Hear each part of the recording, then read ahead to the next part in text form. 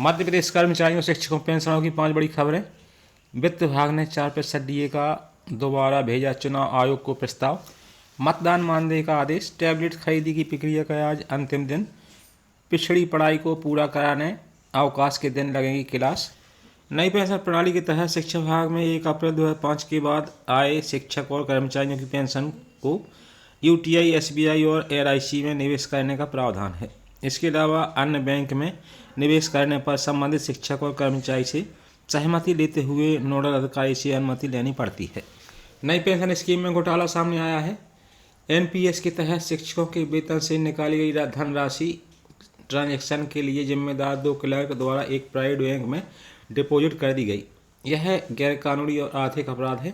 Department ने police को लिखित शिकायत एवं दस्तावेज भेज दिए। दोनों कर्मचारियों को सस्पेंड कर दिया गया है।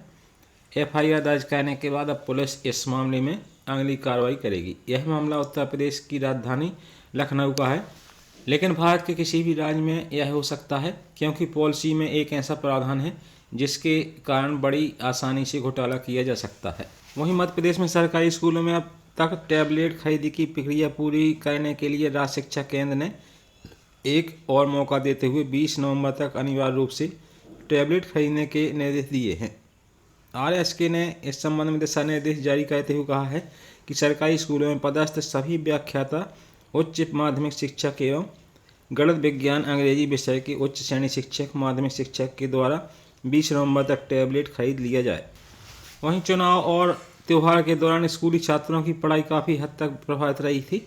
कभी चुनावी ड्यूटी और ट्रेनिंग के चलते छात्रों की कक्षाएं अनियमित रहीं, तो कहीं दीपावली की छुट्टियों में छात्र घर रहे।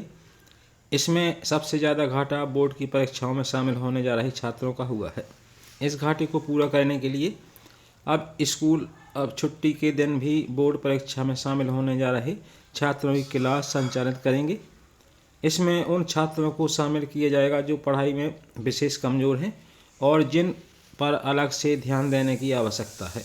सीएम राइज मॉडल उच्चतर माध्यमिक विद्यालय के प्राचार्य रंजीत चौहान से मिली जानकारी के अनुसार इस प्रक्रिया को इसी सप्ताह में शुरू कर दिया जाएगा। प्राचार्य करेंगे मॉनिटरिंग। ऐसा नहीं कि सिर्फ क्लास चलाने की औपचारिकताएं की जा रही हैं, इन सभी क्लासेस की मॉनिटरिंग भी की जाएगी। प्राचार्य इस पूरी प्रोसेस को खुद मॉनिटर करेंगे। इन स्पेशल क्लासेस की एक रिपोर्ट बनेगी जो शिक्षकों को अंत में प्राचार्य को सौंपनी होगी। साथ ही छात्र में कितनी प्रगति हुई है इसका भी ध्यान रखा जाएगा।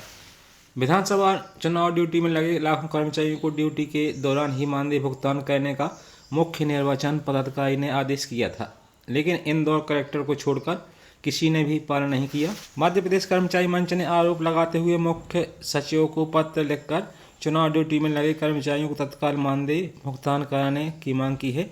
प्रांत अध्यक्ष अशोक पांडे ने बताया कि मध्य प्रदेश निर्वाचन आयोग ने चुनाव ड्यूटी में लगे लाखों कर्मचारियों को मानदेय भुगतान के लिए चुनाव से पूर्व ही बजट राशि जिला निर्वाचन अधिकारियों को आवंटित कर दी थी। इसके आधार पर ही इंदौर कलेक्टर ने चुनाव ड्यूटी के बाद 17 नवंबर को 10,800 कर्मचारियों को मानदेय 1.18 करोड़ रुपए भुगतान कर बैंक में भेज दिया है। जबलपुर कलेक्टर ने नया आदेश जारी कर कर्मचारियों को चुनावी ड्यूटी का मानदेय भुगतान के कर्मचारियों के विभागों के जिला अधिकारियों को निर्देश दिए हैं।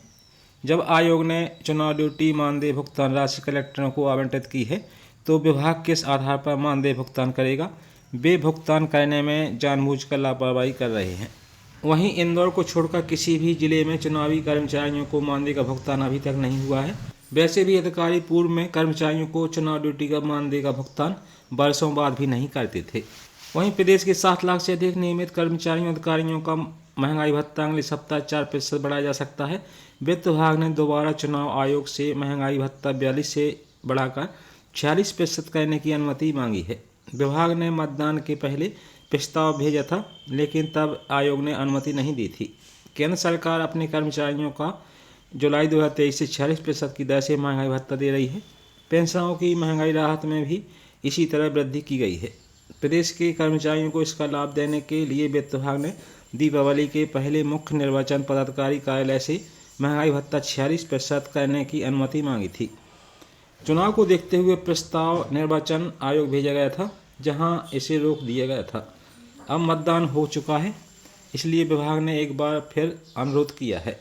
मुख्य निर्वाचन पदाधिकारी कार्यालय का कहना है कि उम्मीद है अगले सप्ताह तक निर्णय हो सकता है।